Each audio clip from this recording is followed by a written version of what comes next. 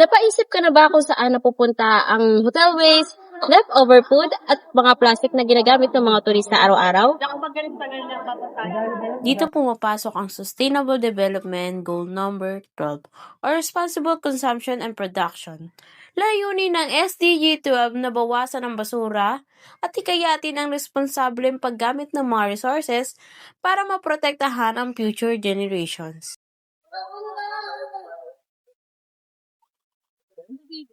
Sa Pilipinas, malaking bahagi ng ekonomiya ang tourism. Pero kasabay nito, ang pagdami ng basura, lalo na sa mga beach, resort, at tourist destinations.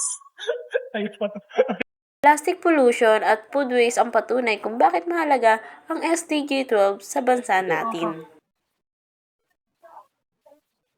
Kapag hindi responsable ang consumption, apektado ang kalikasan at lokal na komunidad. Nanganganib ang marine life, forest at kabuhayan ng mga Pilipino.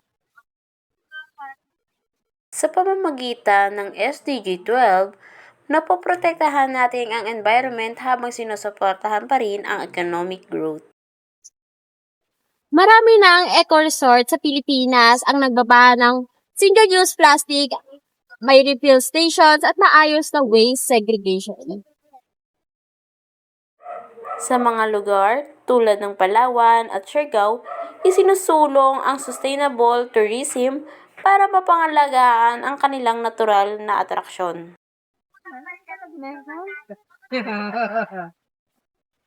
Educate, act, sustain. Responsible tourism start with us.